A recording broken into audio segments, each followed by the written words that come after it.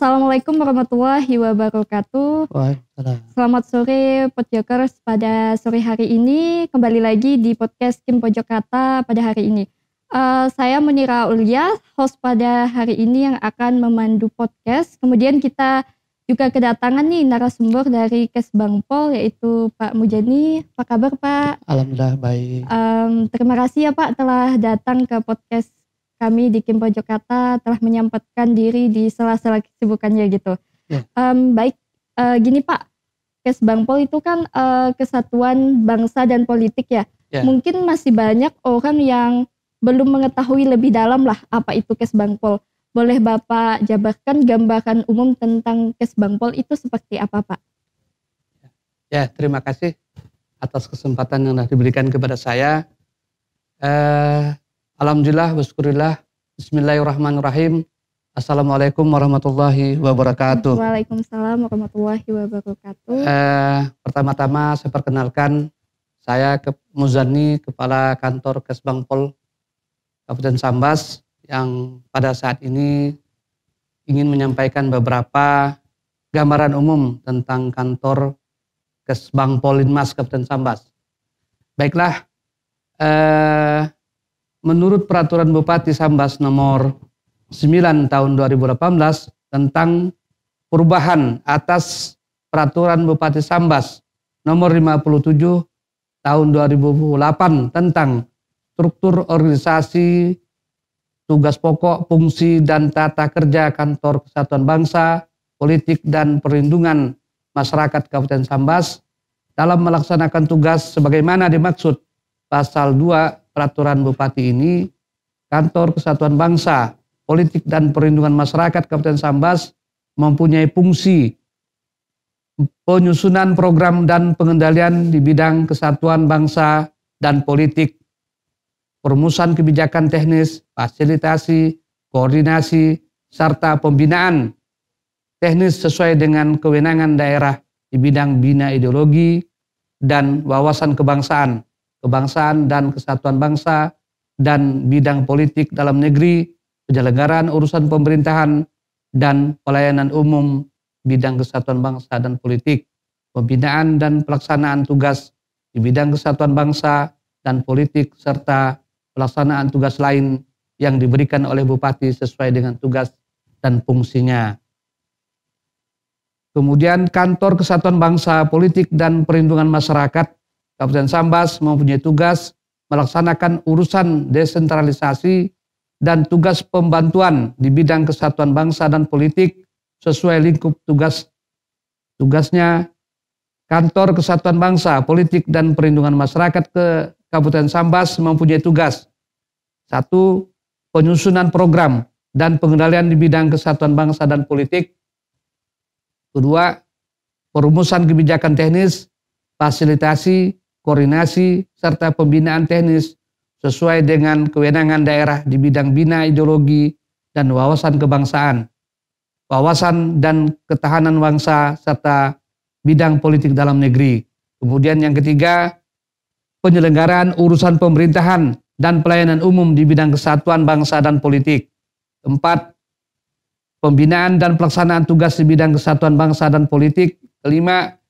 Pelaksanaan tugas lain yang diberikan oleh Bupati sesuai dengan tugas dan fungsinya. Kemudian struktur organisasi Kantor Kesatuan Bangsa, Politik, dan Perlindungan Masyarakat terdiri dari Kepala Kantor, Subbagian Tata Usaha, kemudian Seksi Bina Ideologi dan Wawasan Kebangsaan, kemudian yang keempat Seksi Ketahanan Bangsa, yang kelima adalah Seksi Politik Dalam Negeri dan Hubungan. Itu secara garis besar tentang gambaran tentang Kantor Kesatuan Bangsa, Politik, dan Perlindungan Masyarakat. Baik Pak, seperti apa yang telah Bapak jabarkan tadi mengenai gambaran umum tentang Kesbangpol ini, kan tadi Bapak menyebutkan tentang tugasnya yaitu sebagai pelayanan umum, persatuan di dalam negeri, terus wawasan kebangsaan. Untuk program kerjanya tersendiri ini Pak, di tahun 2002 ini kalau boleh tahu apa-apa gitu Pak program kerja dari Kesbangpolnya itu? Program kerja yang rutin kami laksanakan Iya. Itu yang pertama, peningkatan upaya pencegahan dan penyelesaian konflik di tengah masyarakat, baik konflik politik dalam pemilu, kemudian konflik sosial akibat kesenjangan ekonomi, konflik keagamaan akibat perbedaan pandangan paham di bidang agama, kemudian konflik industrial yang berkaitan dengan upah, konflik lahan dan sumber daya alam. Yang pertama. Yang kedua, pemantapan wawasan kebangsaan, ideologi Pancasila, pembauran kebangsaan, kesadaran dan kemampuan bela negara, serta pembangunan karakter bagi masyarakat. Yang ketiga, penguatan kerukunan antar umat beragama dalam menjaga ketahanan bangsa. Yang keempat, optimalisasi pencegahan penyalahgunaan narkotika dan penyakit masyarakat lainnya.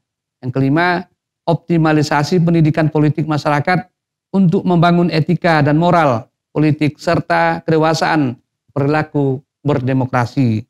Kemudian yang keenam, penguatan peran partai politik dalam organisasi kemasyarakatan sebagai mitra pemerintah dalam pelaksanaan pembangunan.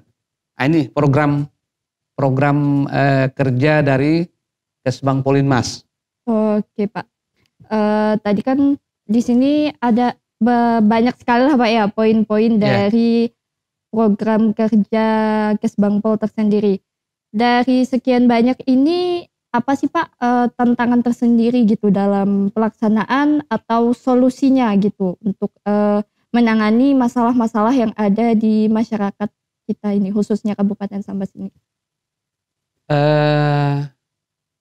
Tantangan yang kami hadapi memang pertama, Kantor Kesatuan Bangsa ini kan sebenarnya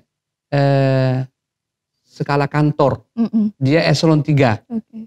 Karena dia eselon 3, anggarannya juga tidak banyak.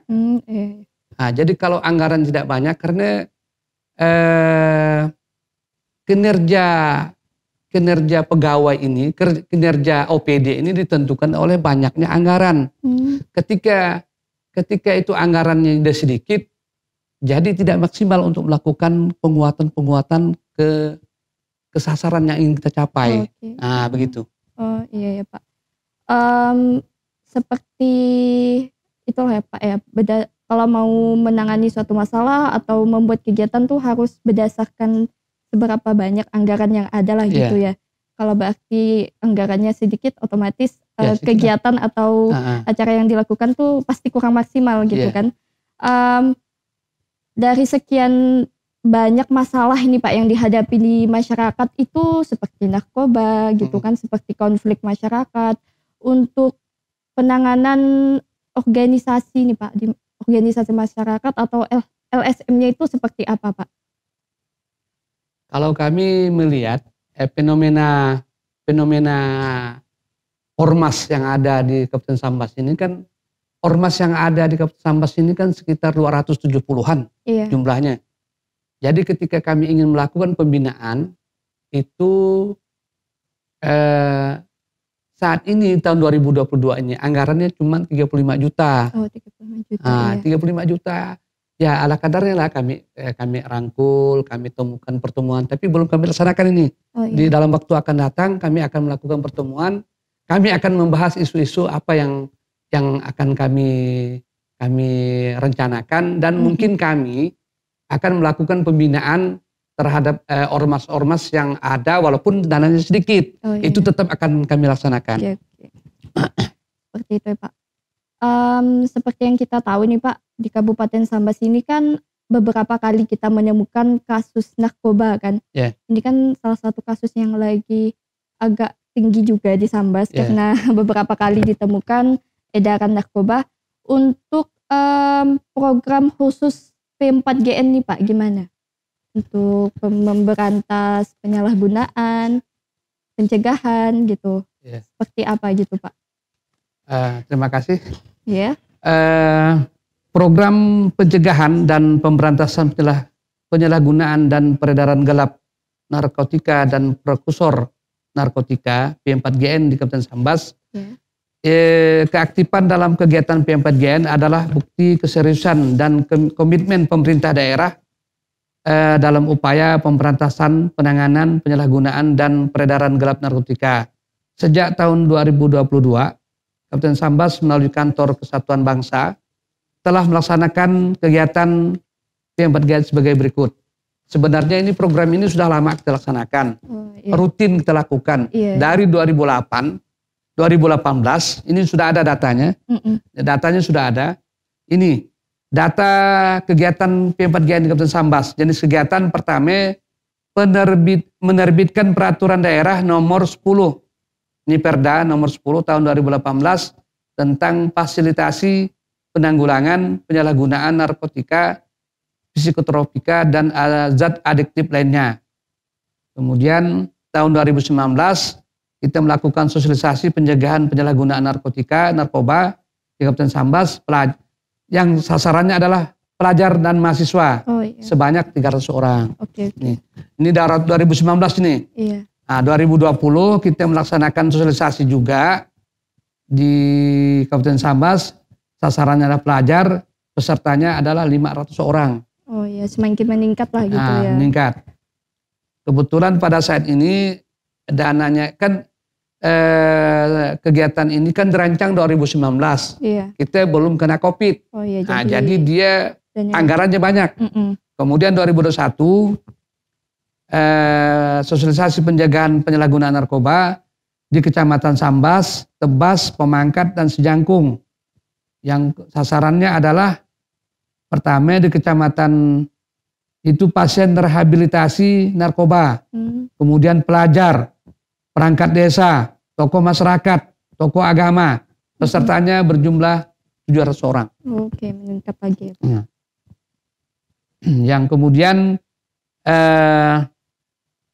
tahun 2021 juga pengajuan pembentukan BNK di Kabupaten Sambas. Kami pernah ke BNK Provinsi dengan Wakil Bupati Sambas untuk melihat apakah ada peluang kita Kabupaten Sambas itu akan membentuk BNK baru.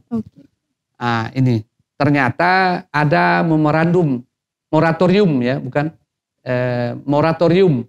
Jadi sehingga kita tidak bisa membentuk BNNK Kabupaten Sambas. Kemudian kita melakukan rapat tim pembentukan BNK.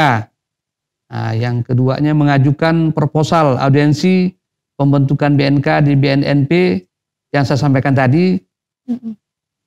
Kemudian ada hibah ormas di bidang narkoba. Ini ada 2 nih yang kami bantu kemarin. Yaitu pertama Satgas Anti Narkoba SAN yang tahun lalu dan tahun 2021 ini sebanyak 128.500.000. Ini dana hibah yang kita berikan.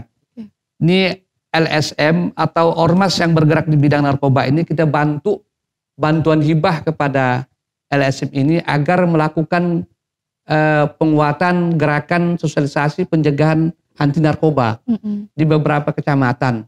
Pertama Sejangkung, kedua di Sambas, ketiga di Jawai. Pada itu. Kemudian yang kedua ada gerakan anti narkoba, Jian namanya. Kita bantu kemarin tuh 50 juta. Hanya satu kegiatan di Pemangkat kemarin. Kemudian yang terakhir 2022 ini sosialisasi pencegahan penyalahgunaan narkoba itu di Galing pertama, yang kedua Semparu, yang ketiga Pemangkat. Kemudian yang di Pemangkat ini adalah pasien rehabilitasi sebanyak 300 orang. Kemudian jadi total keseluruhan ini sudah 1.800 kalau kita hitung dari 2018. Ini berputar terus ini. Kecamatan yang belum kena, belum tersentuh sosialisasinya, kita bergerak dari kecamatan ke kecamatan yang lain.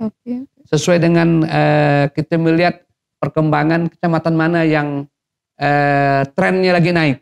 Kita alokasikan dana ke sana.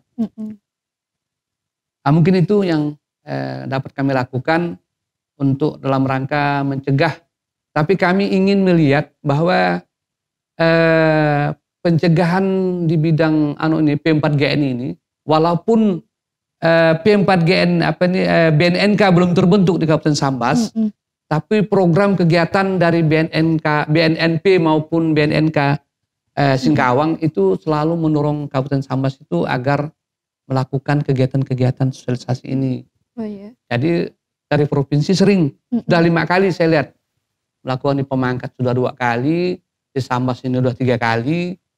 Nah, jadi bukti pemerintah provinsi, BNNP khususnya, memang walaupun BNNK itu Sambas sebelum terbentuk, tapi aktivitas daripada P4GN ini tetap berjalan. Oh iya, tetap berjalan ya Pak. Tadi sudah saya catat juga ya Pak, dari tahun 2019 kan banyak nih melakukan sosialisasi terhadap pelajar, mahasiswa terkait penyalahgunaan narkoba lah. Untuk kasusnya tersendiri di Sambas nih Pak, untuk narkoba tuh semakin tahun tuh semakin meningkat atau semakin menurun sih dengan gencarnya program-program yang udah dilaksanakan oleh Kesbangpol gitu? Kalau saya melihat trennya terus naik ini. Oh, terus naik ya? Terus naik. Iya. Sebenarnya kalau kita mau jujur, Pemda ini sudah banyak mengeluarkan anggaran terkait dengan pencegahan peredaran gelap narkoba ini. Iya. Kita sudah banyak, yang tadi saya sampaikan, sudah banyak kita sampaikan bahwa Pemda ini begitu komitmen kuat untuk mencegah, tapi harus dibarengi oleh dengan penegakan hukum. Kita masih ada celah lemah. Iya. Sistem hukum kita lemah, yang menyebabkan kita ini masih tarik ulur terhadap. Biasa kita tangkap, ada kalimat bahwa ini nanti di pengguna. Oh, iya. Kan beda pengguna dengan pemakai pengguna dengan pengedar. Jadi kalau ketika dia kena, dikenakan pasal yang berbeda, menyebabkan dia dikenakan pasal memakai. Gitu. Padahal dia juga pengedar sebenarnya. Sebenarnya dalam hukum beda dia. Begitu. Tapi saya ingin sampaikan bahwa dari trennya ini, karena saya melihat fenomena masyarakat Kabupaten Sambas ini kan pemakainya sudah ramai. Jadi barang-barang itu banyak datang ke Sambas. Jadi saya melihat fenomena ini yang kemarin kita temukan dapat 30 kilo yang dari Sungai Bening.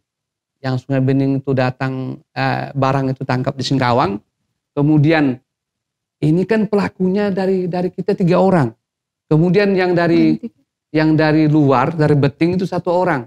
Jadi sebenarnya untuk memutus mata rantai itu sebenarnya kita putus sebenarnya peredaran gelap ini dari bandar besarnya. Kita putuskan, kita berantas, kita lakukan penegakan secara ketat agar pengedar yang besar ini harus kita selesaikan. Oke, bentar Pak. Bentar. Ada apa Bang? Gimana? Oh. Nah, lanjutlah Pak. Nanti dipotong. Jadi saya lanjut. Dalam rangka kita menjaga agar peredaran narkoba ini supaya tidak begitu banyak menyasar ke masyarakat yang kita sekarang. Secara umum sekarang datanya yang ada di Sambas ini, SD aja sudah banyak yang pemakainya. SD-nya itu 155 orang. Kemudian yang SMP 159 orang. Kemudian yang SMA-nya itu 300 lebih orang. 300 ada sini datanya. Profiling ini sebenarnya data ini udah kita lihat begitu masifnya serangan narkoba ini. Jadi kita harus antisipasi. Inilah kesempatan saya untuk menyampaikan agar kita harus waspada. Ini lebih parah sebenarnya. Narkoba ini lebih parah daripada terorisme, korupsi, kemudian radikalisme. Ini karena merusak generasi kita. Hancur generasi kita ini kalau kita tidak selamatkan. Tapi kalau kita biarkan masyarakat kita, lalu siapa lagi yang meneruskan generasi yang akan datang? Ini kita sedih melihat fenomena ini. Jadi saya berharap peredaran narkoba ini terutama untuk kalangan penegak hukum memang jangan pilih pandang bulu. Istilahnya penegakan hukum itu kalau dia melakukan kesalahan kita tegakkan. Kita berantas ini. Kita harapkan bupati yang sangat concern terhadap berkomitmen untuk memberantas peredaran gelap narkoba ini harus punya komitmen bekerjasama dengan Polres, dengan Kodim agar kita bisa memberantas. Jangan sampai barang-barang ini masuk ke Sambas. Karena jalan tikus ini banyak ini. Jalan tikus ini banyak, sekitar 24 jalan tikus yang ada di perbatasan Aruk sampai menuju ke Palu. Palu. Nah, Temajuk. Itu 24 jalan tikus itu. Inilah peluang-peluang itu kemudian begitu banyaknya masuk dari luar sehingga pasti ada yang cecer di Kabupaten Sambas ini. Karena memang ternyata pemakai konsumennya di Kabupaten Sambas ini banyak di Sambas ini. Ini yang kita khawatirkan. Pojokers, kita break dulu. Setelah berbincang-bincang nih di sesi pertama, nanti akan kita lanjutkan di sesi kedua.